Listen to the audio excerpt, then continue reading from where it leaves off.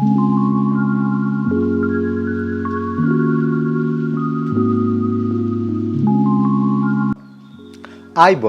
අදත් ඔයගොල්ලෝ සාදරයෙන් පිළිගන්නවා මගේ YouTube channel එක Travel with Chef. ඔන්න අදත් මම රෙසිපියක් අරන් ආවා. ඒ තමයි කොහොමද මේ තලගුලි හදාගන්නේ කියලා. තලගුලි කිව්වහම මමත් හරි ආස කෑමක් තමයි. නමුත් ඔයගොල්ලොත් ආසයි මම දන්නවා. නමුත් ඒක හදාගන්න හරි පිරිසුදු හදාගන්න ඕන. සමහර තල වලට ඔයගොල්ලෝ දන්නවා ඇති වැලි හැපෙනවා. ඉතින් ඒ වැලි හැපෙන්නේ නැතුව හරි පිරිසිදු තල තමයි ගන්න ඕනේ. මතක තියාගන්න සුදු පාට පොතු අයින් කරපු සුදු තල එක තමයි අපිට අවශ්‍ය වෙන්නේ. ඉතින් අපි බලමු ඒකට මොනවද අවශ්‍ය අමුද්‍රව්‍ය කියලා. හරිම ලේසි හදන්න මම කියලා දෙන්නම්. ඉතින් මේ තියෙන්නේ මම ඔයාලට කියපු විදිහ තල. මේ හරි පිරිසිදුයි තල. මොකද මේකේ වැලි නෑ. ඔයගොල්ලෝ මේ බලනකොට පරිස්සම මේක බලලා ගන්න. නැත්තම් ෂුවර් නැත්තම් පොඩ්ඩක් කාලා හරි බලන්න. මේ හොඳට හොදලා වේලා ගත්ත මේ තල තියෙන්නේ. ඊළඟට මෙතන තියෙන හකුරු මේ හීනෙට කපාගෙන තියෙන්නේ. ඉතින් මේ දෙක තමයි ප්‍රධාන වශයෙන් අවශ්‍ය වෙන්නේ. ඉතින් සමහර අය දන්නවා ඇති ව්‍යාපාර කරන අයට වෙන මේවට එක එක දේවල් කවලම් කරනවා.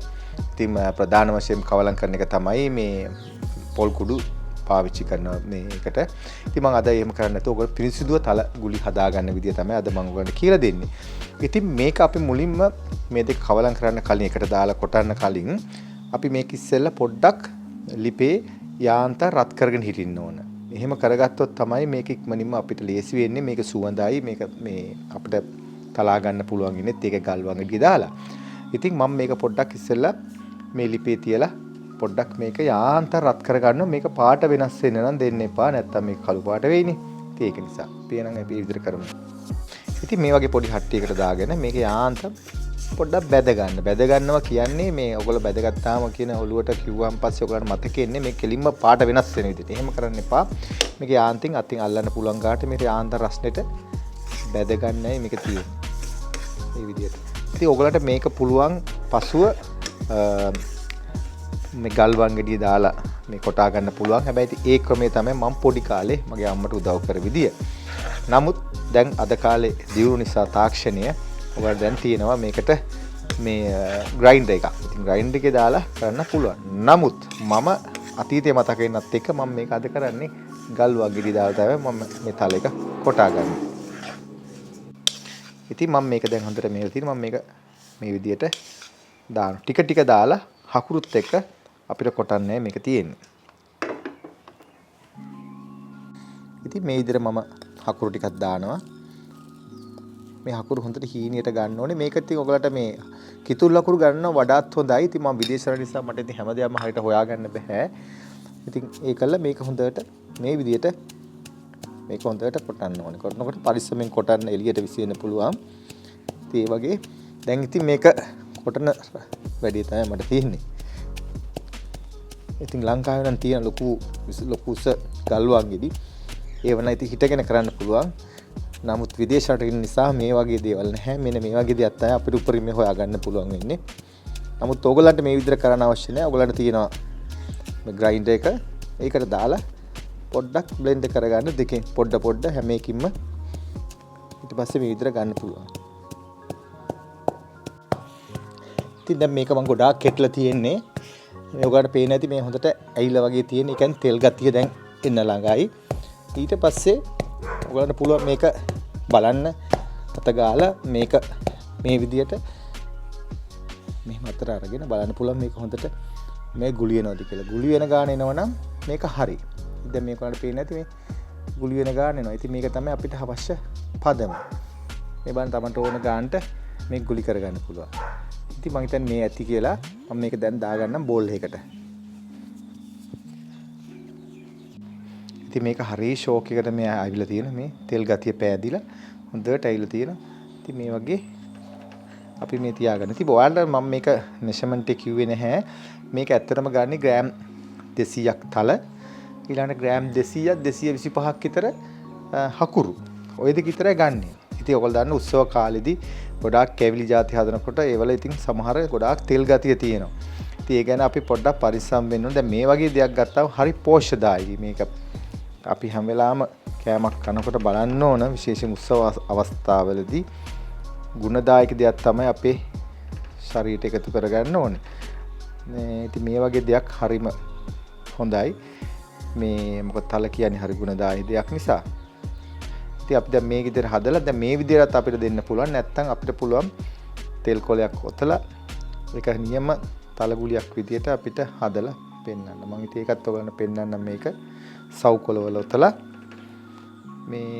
මේක ඇත්තටම ගෙදර හදාගන්න විදිය තමයි මේ කියලා දුන්නේ. නමුත් ඔයගොල්ලෝ මේක ව්‍යාපාරයක් වගේ කරනවා නම් ඊට වඩා හාස්පති වෙනස් වෙනවා.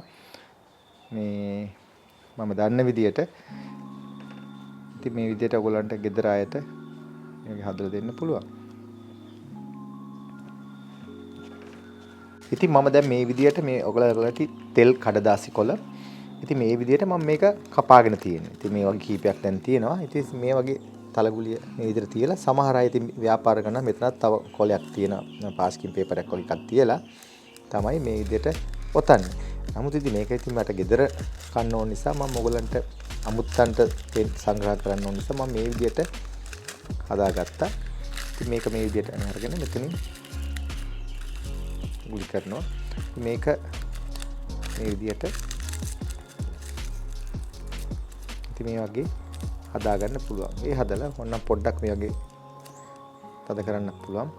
මෙන්න මේ වගේ තමයි හදාගන්නේ. ඉතින් මේ වගේ මම අද මේ ටික ඔක්කොම හදලා ඔයගලන්ට මම පෙන්නන්නම්. ඉතින් මේ බාන කොච්චර දෙයක්ද කියලා මේ වගේ නිර්මාණ කීපයක් කරනකොට Tamanටත් ඉතින් අදහසක් පහ එනවා කොහොමද මේ කරන්නේ කියලා. ඊළඟට මේක හරි නියම තලගුලියක් විදිහට මේක තියෙනවා.